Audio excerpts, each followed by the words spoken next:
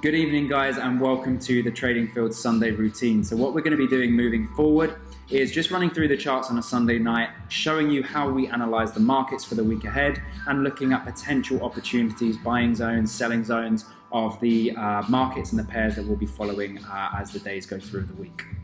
Now, this is something that we've done for a very long time now, just preparing the week ahead for ourselves and for our members, and something that we recommend to any aspiring trader out there that's looking to take their trading to the next level. So journal the week that's just gone and prepare the week ahead.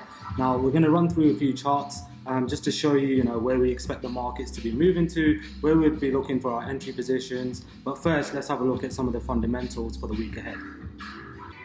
Okay, so to kickstart the week, on Monday we've got President Draghi's speech. So this is going to be especially important to keep an eye out on for any Euro pairs that you might be trading. Now on Tuesday we've got the Brexit Parliament vote. We saw how this caused massive volatility in the markets for GBP pairs, causing massive bullish pressure. So it will be especially important to keep an eye out on to see how the markets react this time.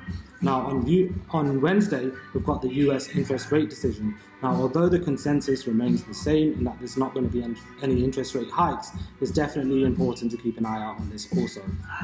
And then Thursday, quite quiet, nothing too major happening in the markets, but Friday, obviously the busiest Friday of the month for traders. Now, we've got the non-farm payroll, so that will again be interesting to see how the market reacts and the US dollar reacts to that news as well. So obviously what we'll do now is just jump into the charts, look at more of the technical side of things. So we'll see you on the other side for the charts. Okay, so we just jump into the charts now, and obviously, just so that you guys are aware, our members receive a full, more thorough analysis of these charts and actually the reasons why we have these zones marked out. But in terms of opportunities that we look for on this market, it doesn't necessarily mean that we'll just be shorting this market straight away. What it means is that we need to look at the price action and we need to see whether the opportunities present themselves first. But obviously, in regards to the arrows that we've drawn on, we do expect these kind of movements potentially to occur in these markets this week. So we'll kick it off with one of the ones that we'll be focusing on very early in this week, which is actually Germany. Okay, so to start with Germany, we were very bullish on this market last week. We caught 210 pips going long on this market. Now we have approached a manipulation zone, that's what we call it, and now we're looking for a potential short. So we do expect a minor pullback to around the 11,300 region, and then we'll expect the next leg down. So moving on to the next market now, we're looking at Aussie dollar USD. Now we're currently very bearish on the USD and bullish on the Aussie dollar, so we're looking for a long position on this market. But to give us the best risk reward on this, we're looking for a slight pullback around the 71,200 region to then expect the next leg up north to go towards the 7250 region. Now moving on to the Aussie dollar Swiss franc, again, as we're very bullish on Aussie dollar in this week and very bearish on the Swiss franc, we're looking for a slight pullback around the 71 region to then see the next leg up. Now moving on to the Euro Aussie dollar, we're very bearish on Euro at the minute and obviously bullish on Aussie dollar. So it makes sense to short this market, but obviously we want a slight pullback just around the manipulation zone of 1.59 to get the best risk reward on this. So if we see the price action present itself to go short on this market, this is the highlighted region that we'll watch the price action on to place our short position. Now moving on to Euro CAD, again very bearish on Euro and slightly bullish on the Canadian dollar. So again, we're waiting for a slight pullback around the 1.51 region, and again a very manipulative zone. So when we see the price action within this region and the opportunity presents itself, then we'll look for a short position on this market also. Okay, so unlike the Euro Aussie dollar and Euro Canadian dollar, we're actually bullish on Euro JPY and Euro USD. So we're waiting for a slight pullback around the manipulation zone of 124.5 or slightly lower, and then we'll look for a long position on this. Now moving on to Euro USD, again we're going to be long with this market, looking for an entry around the 1.35 region, and then we'll look for the next leg up. Now moving on to USD, I'll let Matt run through this now. Yeah, so normally we do focus on a few more USD pairs, but the only one that really looks attractive to us this week is the USD CAD.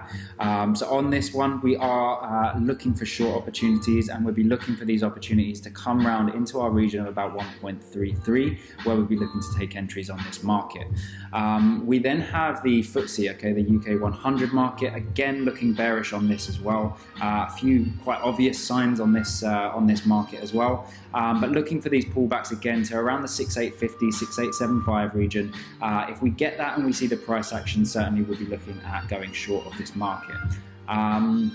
We then have gold. Okay, so gold was absolutely crazy last week on Friday. As you can see, these four-hour candles in the space of 12 hours, we moved sort of 200 pips on some platforms. So very, very big movement on gold. We've taken out previous highs. Now there's a few scenarios on this one. There's a lot of bullish pressure. So it could be a case that we just fly all the way up to our next kind of level as such of 1316, which is some previous highs.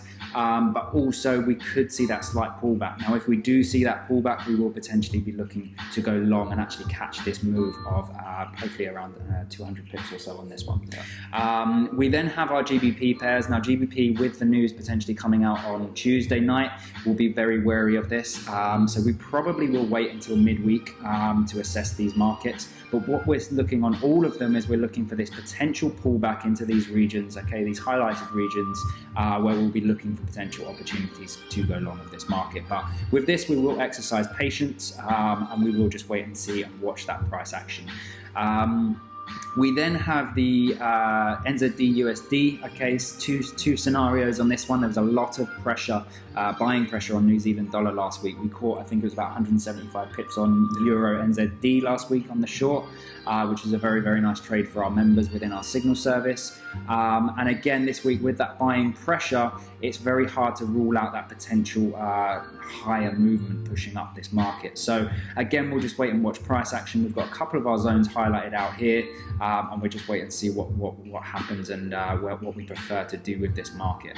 And then finally, we have our CAD JPY. So the zone we're looking at here is about 82. Okay, so we are relatively bullish of the CAD, okay, and relatively bearish of the Japanese yen this week coming. So hopefully we'll get the opportunity to enter this market around this kind of 82.25 level. And if so, we're hoping to ride this one very high up to around 85, which would deliver us around 250 pips or so. So fingers crossed. So hopefully we have another great week. Last week we got just shy of 400 pips. So we had a very, very good week. All our members did very, very well.